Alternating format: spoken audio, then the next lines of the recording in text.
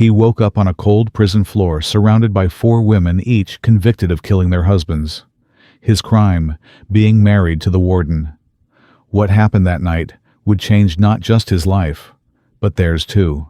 Sometimes, saving someone means locking them up first. The rain had started sometime after midnight, quiet at first, then louder, as it tapped against the old porch roof of the Carters' home. Emily Carter sat at the kitchen table, fingers wrapped tightly around a chipped navy blue mug that still bore the faded logo of the 82nd Airborne Division. Her coffee had gone cold long ago, but she hadn't noticed, or cared. The clock on the wall blinked 3:12 a.m. Jack still wasn't home. It wasn't the first time, and she knew deep down that it wouldn't be the last. These disappearing acts had become a pattern. What began as an occasional bender had turned into a weekly ritual. Then it became near nightly. Each time she hoped he'd come home quietly. Sometimes he did. Most nights he didn't. Once upon a time, Jack Carter had been a strong, disciplined man, a fellow soldier, a leader, a protector. He had served in Iraq with pride, the kind of man you could count on in a firefight or a moral dilemma. But the war had taken more than just years from him. It had taken his peace, his center. When he came home, he carried it all, every face, every order, every scream. And when silence returned to their house, he tried to bury it in a bottle. Emily tried to help. Therapy group meetings, chaplains. But Jack shut it all down. He insisted he was fine, that she was the one who'd changed. Now, after 20 years of marriage, they barely recognized each other. She looked down at her uniform jacket, still hanging on the back of a chair, creases still sharp brass, still polished. Emily was the warden of the Blackstone Correctional Facility for women, just over an hour outside Richmond. She'd run the place for 5 years, and everyone, guard staff, even the inmates, knew not to test her. Fair but firm, they'd say. No nonsense. All spine. But at home, she felt like anything but in control. The front door creaked open. She didn't turn around. Heavy boots stumbled over the threshold, thudding against hardwood, knocking into a table leg. A muttered curse. The sound of a half-empty bottle clinking against the wall. Then his voice slurred, mocking. "Hey, boss, guess who survived another mission?" Emily rose slowly and turned. Jack stood in the doorway to the kitchen, soaked from the rain, his shirt hanging open, eyes bloodshot and unfocused. "You reek," she said quietly. "Love you too, babe." He grinned, staggering to the sink. He turned the tap, missed the glass, soaked his arm, then banged the faucet shut like it had insulted him. "I should have been the warden," he muttered. "Not you. Me." Emily's jaw tightened. She'd heard this before. Lately, more often than not.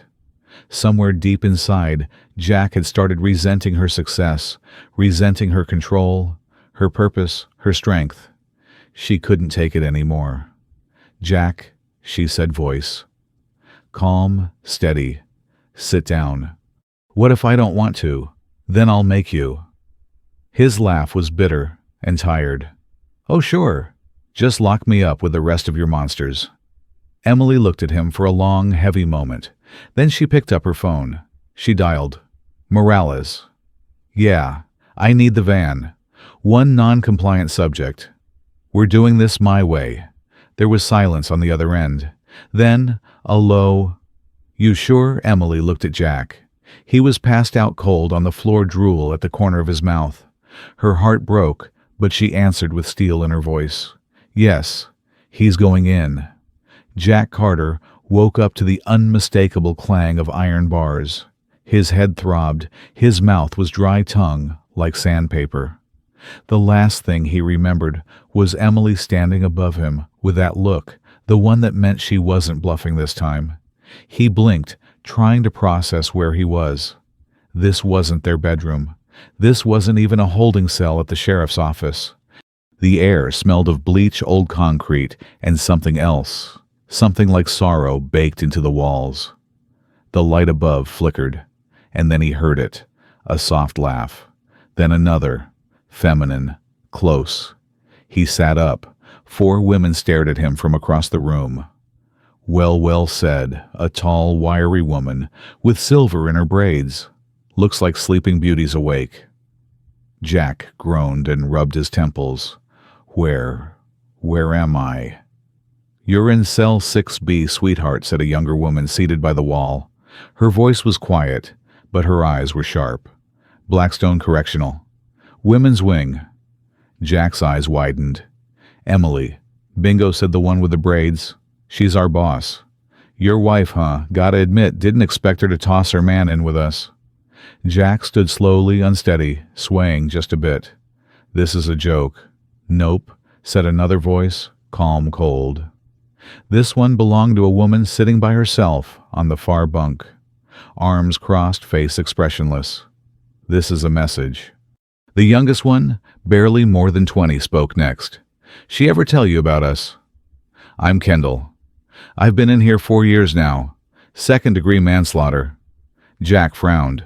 "You?" "Killed someone. I defended myself," Kendall said simply. "Didn't matter in court. No lawyer. No one cared. Except her warden Carter. She believed me." The tall woman stepped forward and extended a hand. "Phoenix. That's what they call me. I've been here the longest. Used to be a mother, a nurse, a wife." Jack didn't shake her hand. He just stared, dazed, still half drunk, half dreaming. Phoenix pulled her hand back and shrugged. "Suit yourself."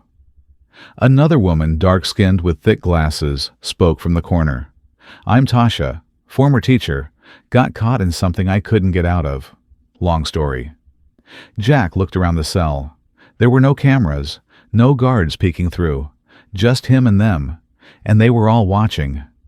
"Why am I here?" he asked finally. Phoenix raised an eyebrow. "Why do you think he didn't answer?" Kendall broke the silence. "Because she loves you," Jack scoffed. "You call this love?" Tasha stood slow and deliberate. "She didn't give up on you. That's more than some of us ever got." Phoenix added, "She's trying to wake you up, soldier, before you drown for good." Jack ran his hand over his face, eyes closed. It was all too much. The light, the silence, the way these women looked at him, not with pity, not with fear, but something else, something he hadn't felt in a long time. Accountability. "You think this is going to change anything?" he muttered. Phoenix didn't answer. She just walked over, handed him a dented tin mug filled with lukewarm coffee, and said, "Depends on whether you're willing to listen."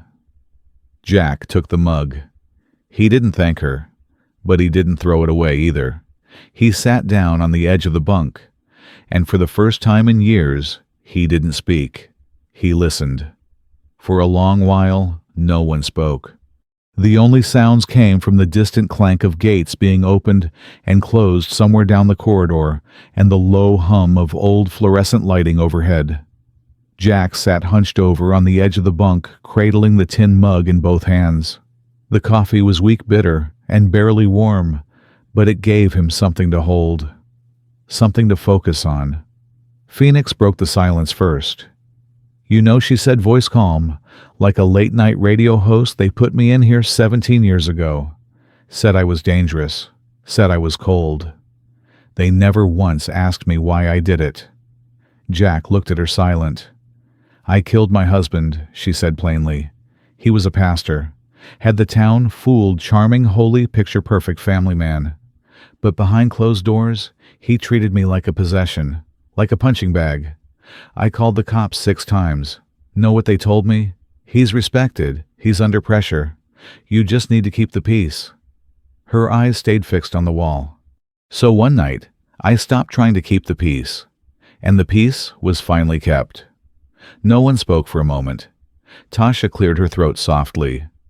"Mine's not as dramatic. Taught middle school for almost a decade. One day, my younger brother called. He got in deep with a dealer, needed a place to crash. I let him stay a week. DEA raided the house 2 days later. Didn't matter that the stuff wasn't mine. I was harboring a felon. My job gone, my license revoked, and here I am." Jack blinked. "But you didn't do anything." Tasha smiled without warmth. That's the thing. Innocence doesn't always matter. Kendall was quiet, staring at her chipped nails. I was 17, she began. Her voice shook, but she didn't stop. My mom died when I was 15. My stepfather moved in right after. He'd come home drunk, slam doors, yell. He started locking the fridge, said I was costing him money. She swallowed. Then one night, he came into my room. Jack clenched his jaw. I grabbed the first thing I could, my mom's old trophy. I didn't stop until he wasn't moving. They said I used excessive force. No family to defend me. Public defender fell asleep during sentencing. I got 20 years. The silence that followed was heavy. Phoenix turned to Jack. What's your story? He stared into his coffee. You think you're the only ones broken, he asked. You think I came in here to be inspired or transformed or whatever this is. He stood suddenly, his voice rising. I killed people too. Overseas. People I never saw coming. Some of them were just kids with rocks, but my orders said threats are threats. So I pulled the trigger. Over and over. Kendall flinched. Jack caught it. He exhaled, sat back down. I don't sleep right. I don't think right. Emily, she tried. Lord knows she tried. But I made her life hell. Phoenix nodded slowly. You want pity, Jack? No. Good. 'Cause no one here's got any left. There was a beat. Then Lauren, one of the quietest among them, until now spoke. My husband.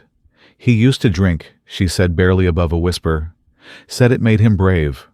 Braver to tell me what I was doing wrong. How I dressed, who I talked to, the way I breathed. She looked at Jack. Her eyes were tired, but not bitter. Just worn. You remind me of him, before it got too late. Jack didn't respond. Then Phoenix looked at him and asked the question no one else had dared. Do you want to get better? He didn't answer right away. But for the first time, something in his face shifted. Not defeat, not arrogance, just the raw beginnings of self-awareness. I don't know how, he said.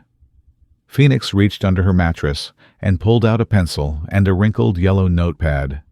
Then maybe, she said, handing them to him, you start by writing down everything you regret. Jack took the notepad. And this time, his hands didn't shake. Jack didn't sleep that night. Not really. He lay on the top bunk. Phoenix had insisted he take it, even though he'd argued, and stared up at the cracked ceiling tiles. The sounds of the prison shifted as the hours passed. Somewhere down the hall, someone cried. Somewhere else, a guard's boots echoed, once, twice, then faded. But inside cell 6B, it was quiet. Jack's fingers were cramped from writing. He had filled 5 pages of the yellow notepad. Regret came easier than he expected, like a river finally freed from a dam. Not just about Emily. About his father, his son, men he'd served with, civilians he couldn't save. Moments where he'd chosen silence over decency. He hadn't spoken a word since midnight. He didn't need to. The act of writing had unlocked something. Just before sunrise, Phoenix climbed up and sat beside him. You look like hell, she said, handing him a cup of prison coffee. Jack smirked. Thanks. They sat in silence for a while. Then Phoenix said, You ever think about using that lawyer brain of yours again? Jack looked sideways at her. You remember that I remember everything. It's how you survive in here. He took a sip, winced at the taste. I gave up law a long time ago. Why? He shrugged. Didn't feel right defending guilty people. Phoenix's eyes narrowed. What about the innocent ones? That question lingered. Jack didn't answer. She nudged him with her elbow. Kendall could use someone like you. He looked down. I'm not sure I still have what it takes. You wrote for 6 hours straight. In here. With no booze, no excuses. You still got it. He looked away. Phoenix leaned in closer. You want to redeem yourself, Jack? Help that girl. She shouldn't be here. And you know it. Jack hesitated. then nodded almost imperceptibly. Later that morning, the cell door creaked open. Emily stood in the hallway, flanked by 2 guards. She looked tired, guarded, but not angry. Jack stood slowly. The women watched. Phoenix spoke first. "Hey, Warden, your husband's still in one piece." Emily didn't smile. "Appreciate the update." She locked eyes with Jack. "You ready to come home?" Jack stepped forward, hesitated, then nodded. "Yeah, but not to the same old story." The guards moved aside. Jack turned back to the women. He looked at Kendall.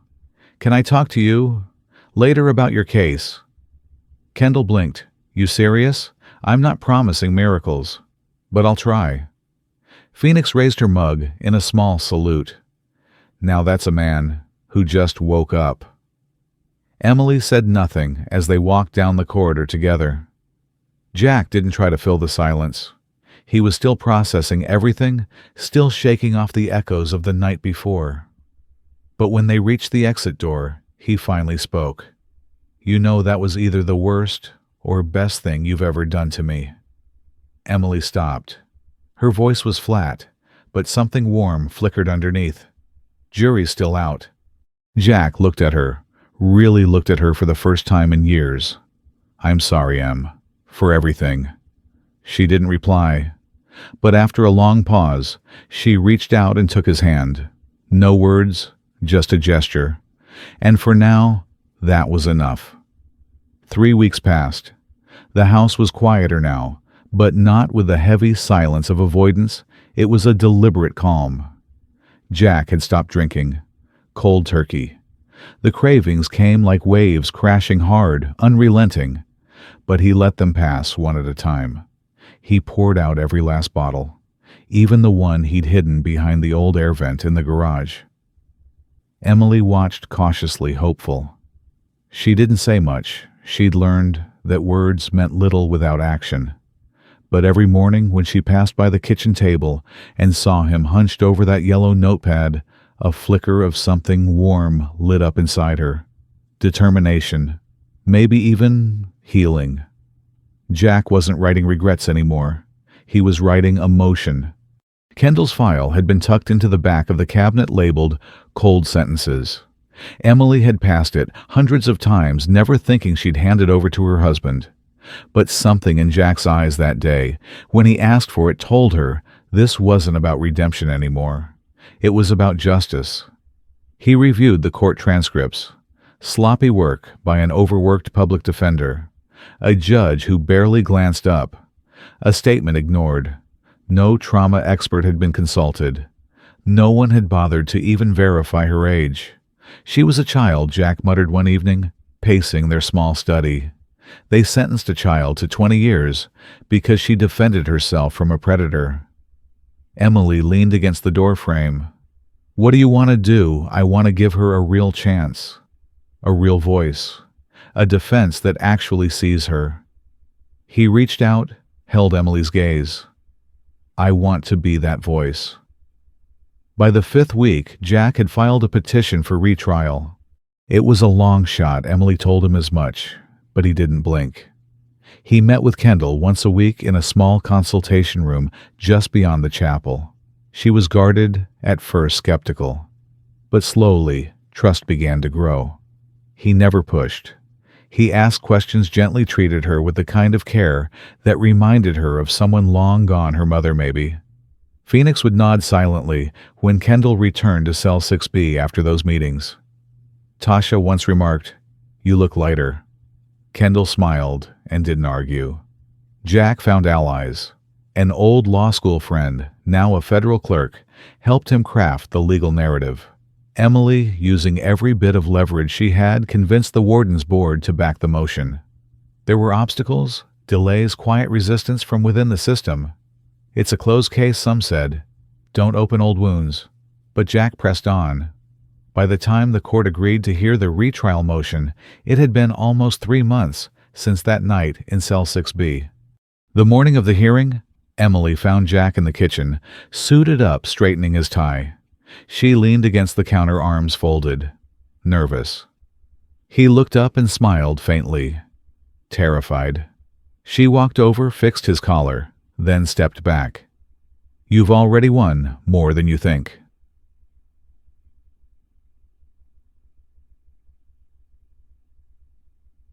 Inside the courtroom, the air was tense. Kendall sat beside Jack, hands trembling. Her grandmother, tracked down by Jack through old hospital records, was in the back row weeping quietly. Jack stood before the judge, his voice clear, controlled. She wasn't protected, not by the law, not by her family, not by the system, but that doesn't mean it's too late to make it right. He laid out the facts, the missed evidence, the predatory behavior, the trauma. He didn't dramatize, he didn't grandstand, he simply told the truth. When the judge finally spoke, the words "motion for retrial" granted. Kendall's legs buckled. Jack caught her before she hit the floor. In the back, her grandmother sobbed openly.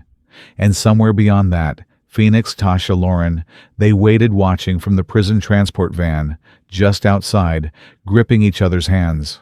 6 months later, the retrial concluded. It wasn't easy.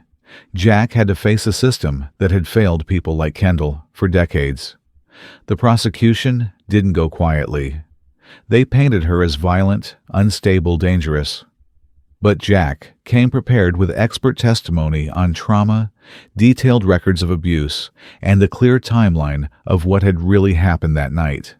And he brought something even stronger: Kendall's voice.